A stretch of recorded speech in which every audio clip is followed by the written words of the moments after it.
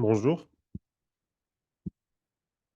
On va essayer de voir dans cette vidéo la notion de régulation industrielle. En fait, cette vidéo a été préparée pour mes étudiants de quatrième année comme un rappel pour l'examen final de la régulation industrielle par MATLAB, MATLAB Simulink.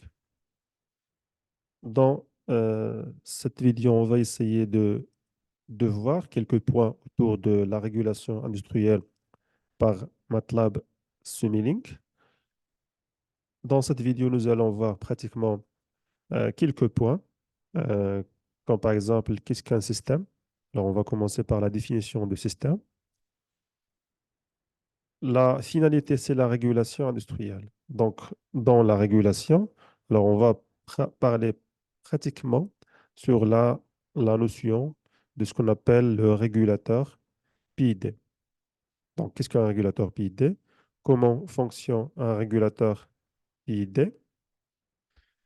Comment calculer les paramètres ou bien ce qu'on appelle les coefficients d'un régulateur?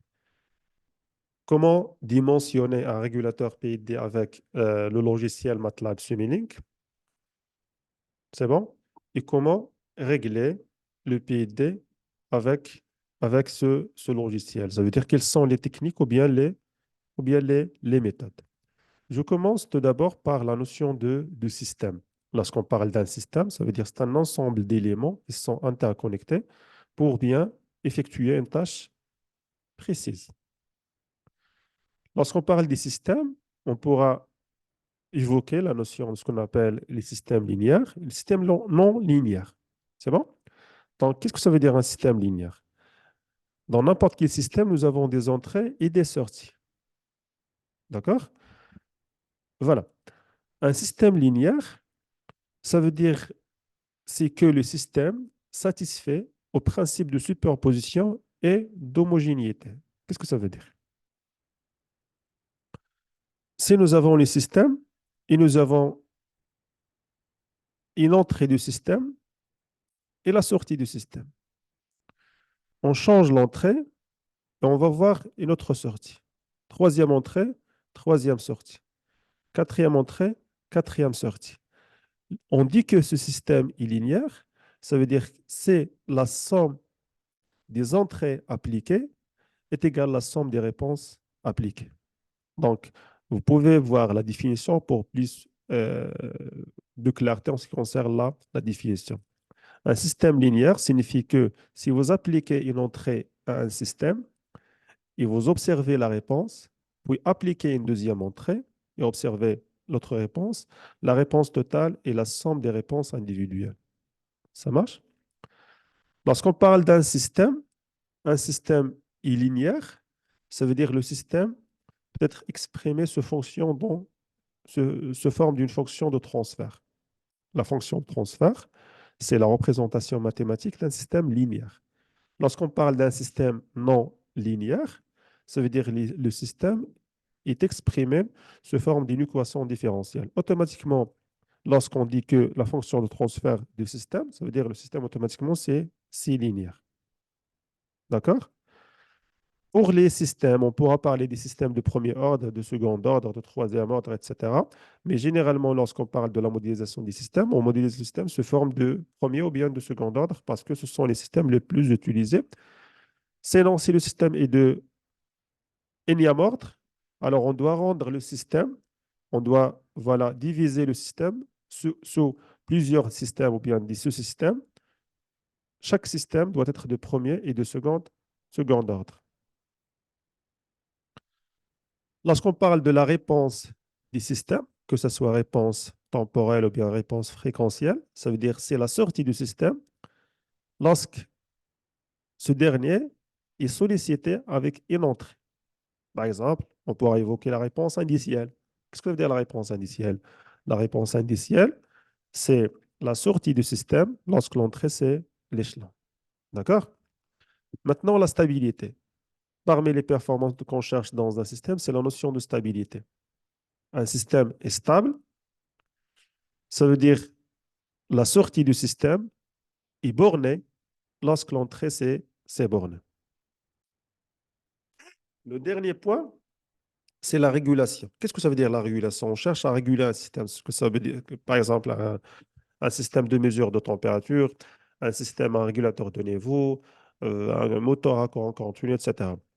La régulation des systèmes ou bien la régulation des procédés, c'est l'ensemble des moyens matériels et techniques pour maintenir une grandeur physique égale à une valeur désirée, appelée la consigne. Par exemple, dans euh, voilà la classe, on cherche à réguler la température. Dans ce cas-là, le système, c'est la classe. La consigne, c'est la valeur qu'on cherche à réguler avec la télécommande.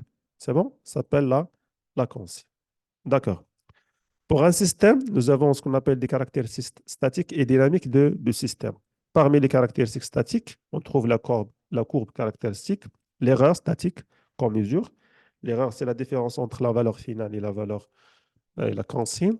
Le temps de réponse, donc c'est une caractéristique dynamique, comme le dépassement, etc. Donc nous avons plusieurs éléments.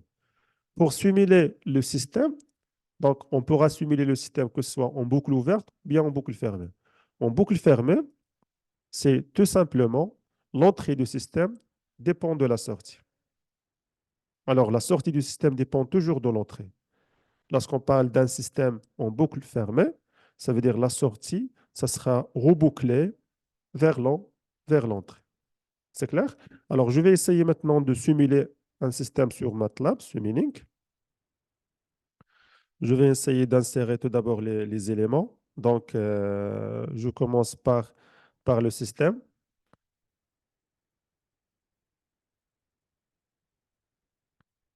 Je vais insérer directement sur librairie, sur Simulink. Mhm.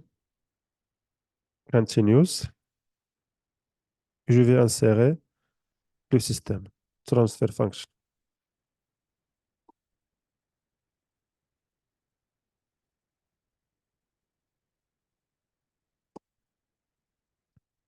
Je vais insérer le step. Ça veut dire, alors on va faire la réponse indicielle d'un système de premier ou bien de second ordre. Je vais insérer par la suite le scope. Donc, pour visualiser la réponse, je vais connecter le step avec le système avec voilà, avec le scope.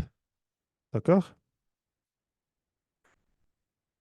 Par la suite, je vais paramétrer le système. Alors, je travaille sur un système de premier ordre. Je prends par exemple 5 sur 4S plus 1 à titre d'exemple. Pour l'entrée, l'échelon, on doit paramétrer le système. Le retard, je prends 0. La valeur initiale, 0. La valeur finale, je prends par exemple 5. Je valide. Vous avez le scope. Donc, je vais réguler également le temps de simulation. Je prends 100. Finalement, je lance la simulation. Ça, c'est la réponse en boucle ouverte. Ça veut dire que la sortie du système dépend de l'entrée, mais l'entrée ne dépend pas de la sortie. Je vais voir la forme de la réponse. Voilà. Donc, c'est un système de premier ordre. Il est stable. Donc, le système de premier ordre, il est toujours stable parce que les pôles du système sont toujours négatifs. Voilà.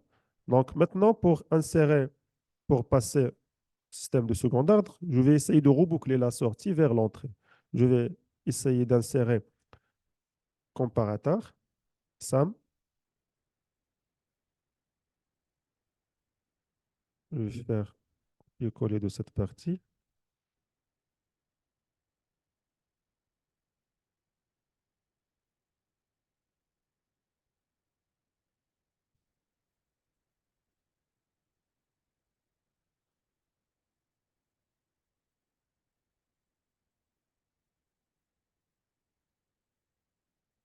Et reboucler vers la sortie. Je change plus plus avec plus moins.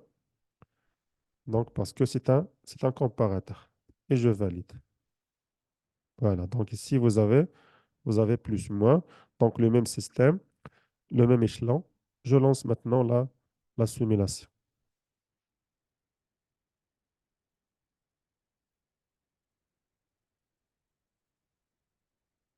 Voilà maintenant la réponse. Voilà la réponse du système. Donc, comme vous voyez ici, donc, dans le système, nous avons une stabilité, une certaine stabilité du système. Par contre, lorsqu'on cherche l'erreur statique dans ce cas-là est égale à combien? Oui. Donc, la valeur finale, c'est combien? La valeur finale, c'est pratiquement 4,2. Et la valeur désirée, la consigne, c'est 5. Donc, l'erreur, c'est 5 moins 4,2. Il donne pratiquement 0,8. D'accord? La stabilité, le système, il est stable. C'est bon? Maintenant, la rapidité. La rapidité. Alors, pour avoir la rapidité, il faut calculer le temps de réponse, à plus ou moins 5%. Pour calculer le temps de réponse à plus ou moins 5%, je dois tracer voilà, deux droites parallèles avec plus 5% et moins 5% de la valeur finale. La valeur finale dans ce cas-là, c'est 4,2, pratiquement 4,2. Je peux voilà, faire zoomer pour plus de clarté. La valeur finale, c'est pratiquement 4,16. C'est bon? C'est 4,16. Je vais calculer 5% de plus, 5% de moins. Donc, je vais travailler juste sur moi parce qu'on n'a pas d'intersection plus pour plus 5%. Je vais essayer de calculer voilà, la valeur finale, plus 5%, ou plutôt moins 5%. Pour calculer la valeur finale, je disais, c'est 4,16.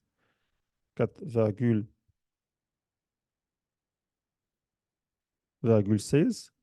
Donc, je vais multiplier fois 0, voilà, 95. C'est clair? Il donne 3,9. 3,95. C'est bon? 3,95, c'est la valeur finale, moins, moins 5%.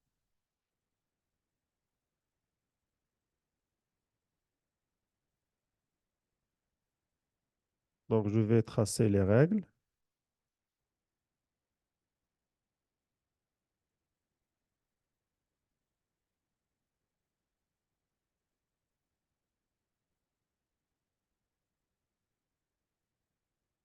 Je clique sur Sit-in, Screen Cursor. Et je vais taper ici directement la valeur. Combien? C'est 3, je me rappelle, 3 dans Value, 3,95. Entrée. Voilà la droite. Donc, l'intersection, c'est ce point. Je vais déplacer le deuxième point. Donc, pour déplacer, je dois désactiver le zoom. Je vais déplacer,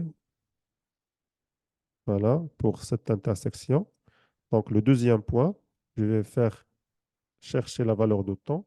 Dans le deuxième point, c'est 2,004 secondes. Voilà, donc le temps de réponse, c'est 2,004 secondes. C'est la valeur de temps de réponse. Cette valeur de temps de réponse nous a permis pratiquement de distinguer entre le régime permanent et le régime transitoire. Alors, on va essayer maintenant d'optimiser le système à travers ce qu'on appelle la notion de régulateur ou bien de correcteur. Un régulateur, ça veut dire on va insérer une fonction de transfert quelque part ici avant le système pour corriger l'erreur. Alors, l'erreur qu'on a déjà calculée, c'est 0,8. Alors, on va essayer de corriger cette valeur cette valeur de l'erreur. Ça marche? Vous voyez ici, donc 4, pratiquement 2. La valeur finale ou bien la valeur désirée, c'est 4. Pour corriger, on pourra parler de la notion de ce qu'on appelle le PID. Le PID, c'est un organe de contrôle qui permet d'effectuer une régulation en boucle fermée d'un procédé. Ça veut dire qu'on doit travailler en boucle fermée. On ne peut pas parler de la régulation avec voilà, insérer un régulateur en boucle ouverte. Donc, il faut reboucler le système pour connecter la sortie avec avec l'entrée du système. D'accord? Pour le PID se compose de trois fonctions, une fonction proportionnelle, une fonction intégrale, une fonction dérivée. Chaque fonction dans le PID joue un rôle essentiel dans l'optimisation des performances du système. Lorsqu'on parle des performances, c'est pratiquement la stabilité, la rapidité et la précision. OK? Le PID fonctionne pratiquement sur l'erreur. Alors, ce sont des fonctions mathématiques. Les fonctions proportionnelles, ça veut dire une multiplication fois un gain, une intégration, une fonction mathématique d'intégration et une dérivée. Le proportionnel, ça veut dire je vais travailler directement sur l'erreur. Je vais multiplier l'erreur fois un gain. Par la suite, l'intégrale, je vais intégrer l'erreur et multiplier par la suite cette erreur fois un gain, KI. La dérivée, dériver l'erreur et la multiplier fois 4D. D'accord?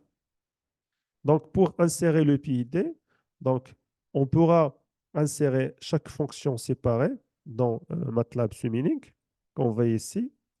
Donc, après le comparateur, nous avons inséré trois fonctions, la fonction P, la fonction I, l'intégrale, avec un gain, et la fonction dérivée, voilà, avec, avec le gain de chaque fonction.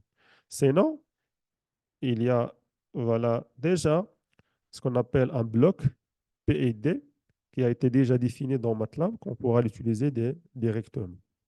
Il faut juste comprendre la différence entre, ou bien la composition de ce bloc de régulation PID. Je passe directement maintenant vers MATLAB pour insérer le PID. Je prends le dernier système qu'on a utilisé, hein, celui-là. Je vais essayer de faire, voilà, une copie.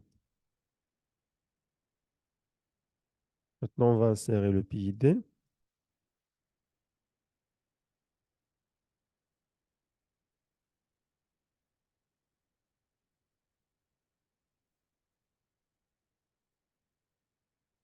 Toujours pour le même système. Alors, pour insérer le PID, je vais taper directement PID. Je travaille avec le bloc PID Tuner.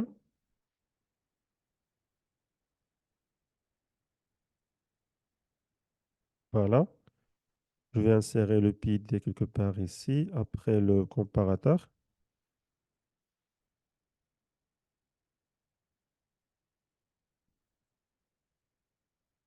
La dernière simulation qu'on a utilisée, ou bien le dernier résultat, alors je vais essayer de revoir la courbe.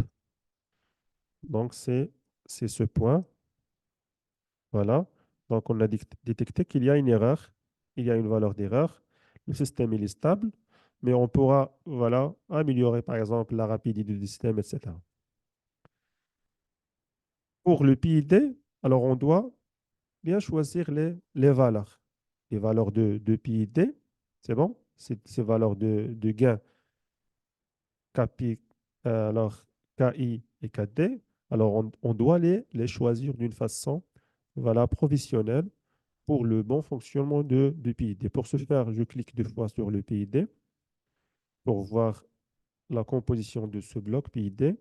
Donc, tout d'abord, vous avez le contrôleur PID. Tu peux choisir une combinaison entre les trois fonctions, que ce soit PID, PI, PID, PI ou bien I. Donc, ça dépend de votre besoin. Alors, la forme ou bien l'architecture. Alors, nous avons trois architectures normalement.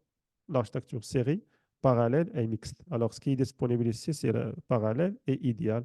La notion de mixte n'est pas disponible. Par la suite, vous avez les valeurs de chaque gamme, le proportionnel, l'intégrale et la dérivée. Pour nous, je vais commencer par des valeurs 1, 0, 0. Je choisis 1 pour le proportionnel, 0 pour l'intégrale et 0 pour la dérivée. Je vais lancer maintenant la simulation pour voir le résultat.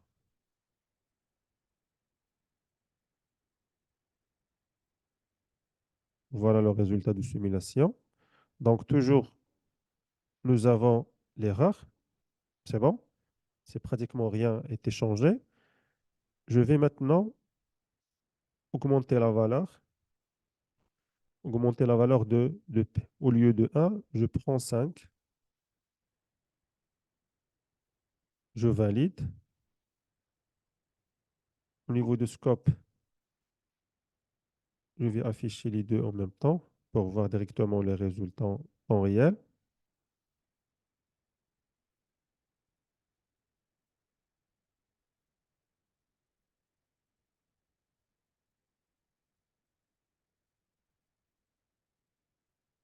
Voilà. OK. Et je vais lancer la simulation à nouveau.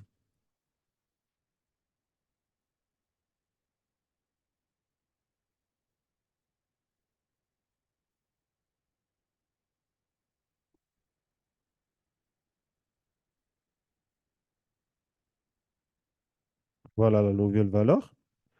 Alors, qu'est-ce que vous pouvez remarquer? Qu'il y a une certaine amélioration au niveau de la rapidité du système. Maintenant, si on calcule le temps de réponse, trouve que le temps de réponse calculé actuellement, c'est moins que la première valeur. En plus, vous trouvez que l'erreur statique a été diminuée. C'est bon? Mais nous avons encore une valeur, nous avons encore une erreur au niveau du système. D'accord. Maintenant, je vais essayer de changer l'intégrale. Au lieu de 0, je prends par exemple 2. Je valide, je lance la simulation.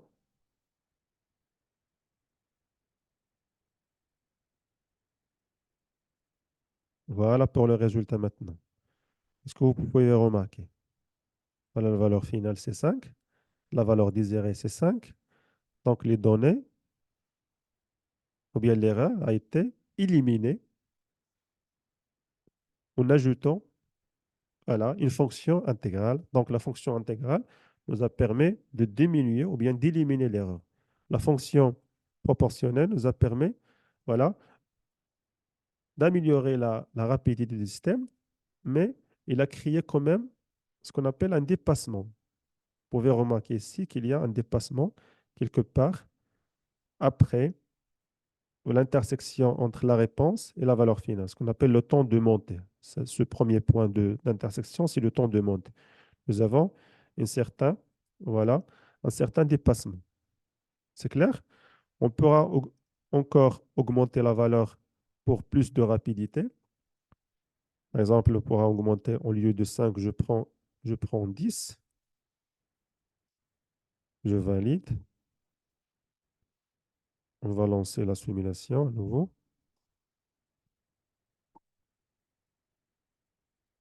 Voilà maintenant encore plus de rapidité. Ça marche? Encore plus de rapidité. Je peux avoir également plus de valeur, ou bien une valeur élevée par rapport à la première pour l'intégrale. Je prends 10, je lance la simulation à nouveau.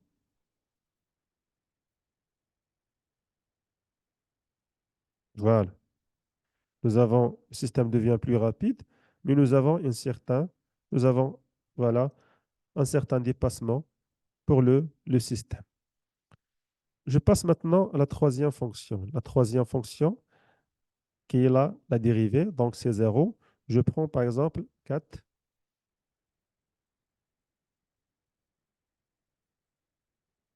Voilà, vous pouvez remarquer ici qu'il y a un dépassement. Je vais valider et je lance la simulation.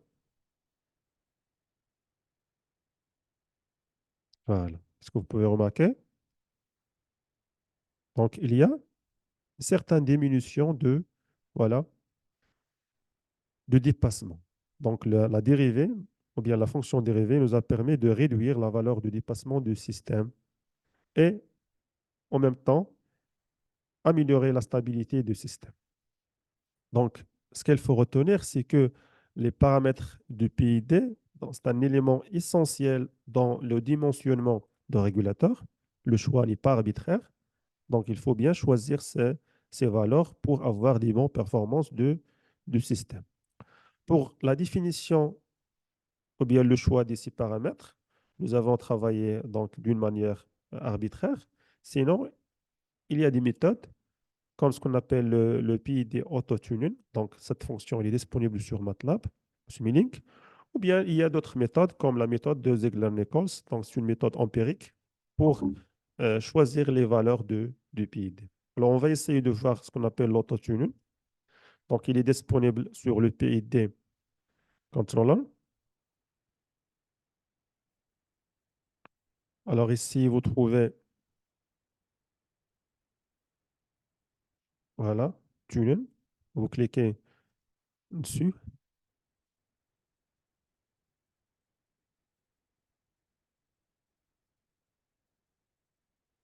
Voilà. En attendant l'affichage de l'écran, bien de la fenêtre de réglage automatique, bien self-controlling du PID.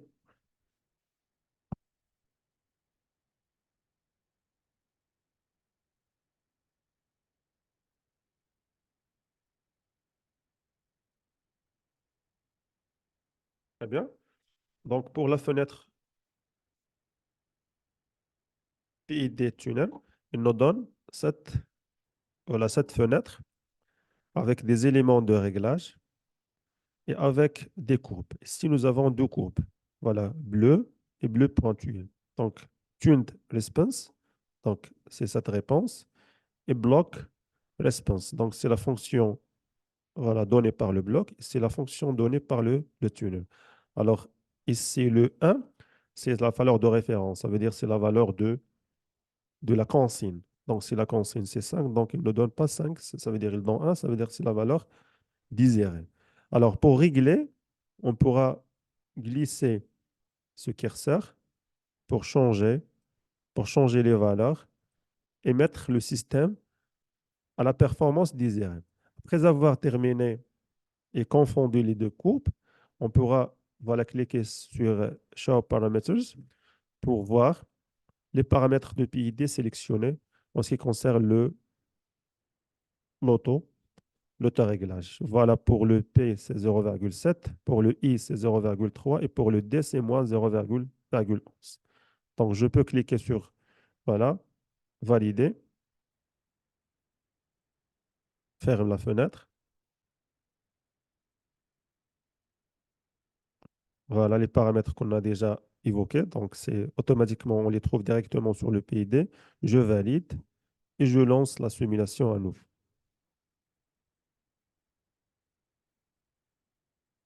Comme résultat, voilà le nouvel résultat, ou bien le nouveau résultat.